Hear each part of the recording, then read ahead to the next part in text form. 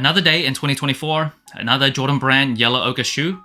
We most recently saw the Jordan 1 yellow ochre. There was a Jordan 13 yellow ochre that was supposed to come out in February. I actually already reviewed that shoe. They dialed down the yellow ochre, so it now goes by Jordan 13 blue gray. But initial images of that shoe featured a lot more yellow ochre. So this year, Jordan Brand must have chosen yellow ochre as one of the colors they're really pushing. So here's to another yellow ochre shoe. Air Jordan 6 yellow ochre.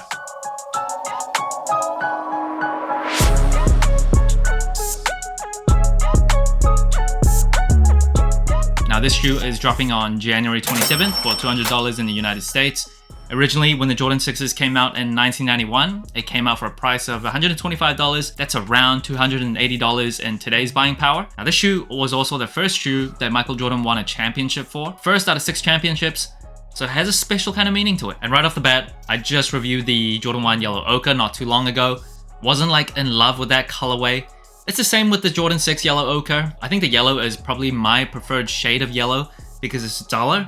But in terms of like the colorway itself, I actually really like the color blocking for Jordan 6s like this, like the Jordan 6 UNC. But just in terms of the overall colorway, it doesn't get me like super excited. It looks nice and clean, but personally, I don't think it's like a great colorway. And the upper sole of this shoe, it comes with a soft nubuck base layer with leather overlays, and the leather, it is pretty nice. The overlays are nice. It's like that textured leather where you can see the grain, the texture of the leather come through. I generally like this more than kind of more flat, plain looking leather with that shine over it. And it is white leather, so it's not like off-white, sail, just plain white leather. And the nubuck, it's decent. I don't think it's premium, but yeah, the leather, I do like that part of the shoe. And then moving on to the tongue, Jordan 6s have one of the most unique tongues. So you see this kind of neoprene cover with the Jumpman in the middle, as well as the lace lock. The Jordan 6 is the second Jordan Brand shoe to have a lace lock, slightly different than the lace locks on the Jordan 5s. I don't like lace locks. I don't wear it on the Jordan 5s, don't wear it on the Jordan 6.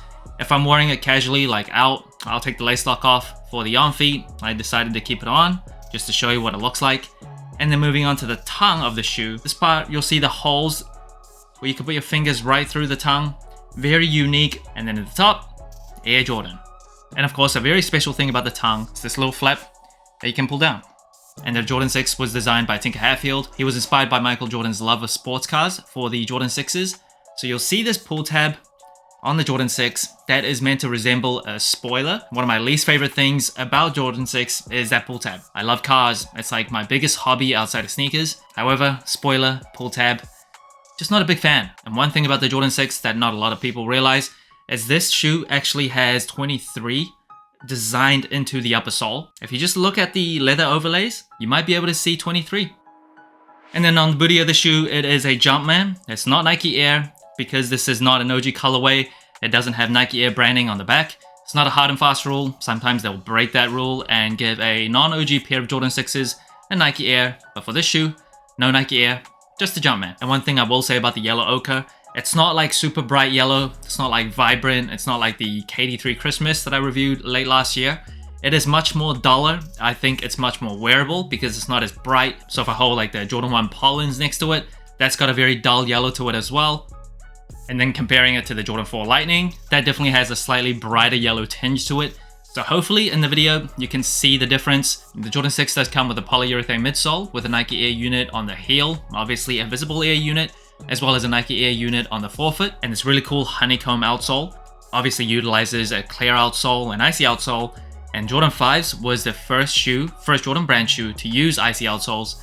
So Jordan 6s follows the Jordan 5 both on the use of the icy outsoles as well as the lace lock. Now the shoe doesn't come with any extra laces, just white laces.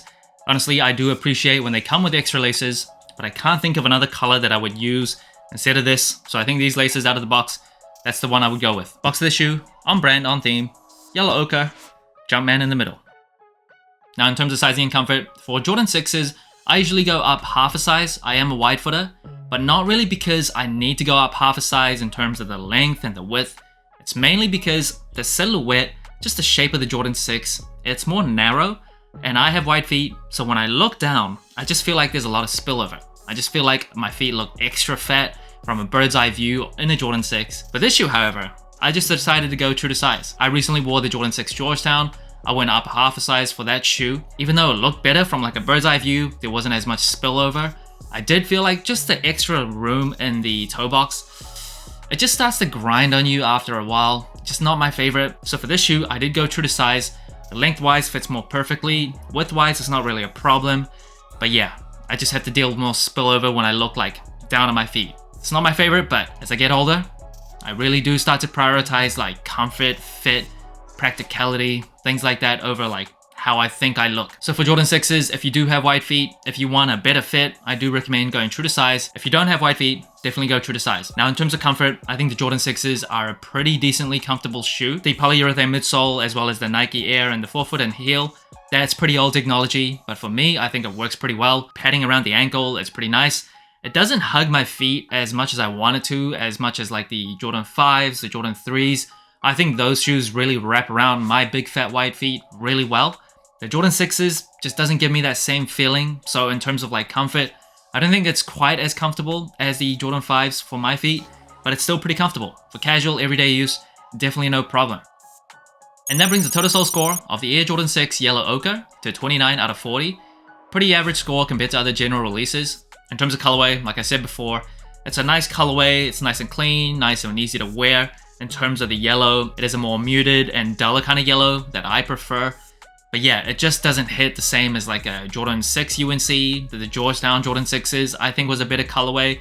The Carmines, I think those are a great colorway. Obviously, that's an OG. So yeah, I don't love the Jordan 6s. It has to come with a very nice colorway for me to really want the shoe.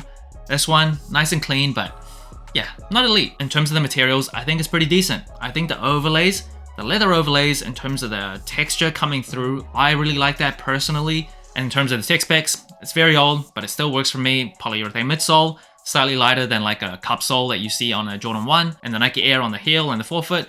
Again, very old, but to me, it still works. In terms of the comfort, I think for everyday use, the Jordan 6s are a good choice. For me though, at least from Jordan 1 to 14, I think the Jordan 5s are the most comfortable, followed very closely by like the 13s, 14s, 11s, 3s, 2s, and then the Jordan 6s are like that tier right below that. Just in terms of like how it wraps around my feet inside, it's just not as snug as I want it to be, even when I go true to size. Maybe that's just like how my feet are shaped. In terms of the cushioning, if you want something more modern, something less flat to the ground as like an early old Jordan, like the Jordan 6s, this shoe might not be for you comfort-wise. For me though, it's not the best, but it definitely works very well. In terms of versatility, I think the Jordan 6s still looks very much like a basketball-looking shoe. I think after the Jordan 5s, Jordan brand shoes start to look more and more less casual, more and more towards the performance side of things. So I don't think it's the most versatile silhouette, especially if you compare it to the 3s, the 4s, the 1s, even the 5s. But in terms of the versatility of the colorway, because this is a very muted yellow, it's a dull yellow, I think it's super easy to wear. And then the white, obviously, that is like the most wearable type of shoe you can get. Not as versatile as the Jordan 1 Yellow Ochre. I think the Jordan 1s are just a more versatile shoe. This white and yellow combination, I think it's versatile. I'm not too sure if Jordan Brand is intentionally pushing the yellow ochre color on us. It's not a color that I absolutely love, like the UNC. It's my favorite color on sneakers, but it's not a color that I hate. It's a muted, dull yellow, and I think it works for a lot of people.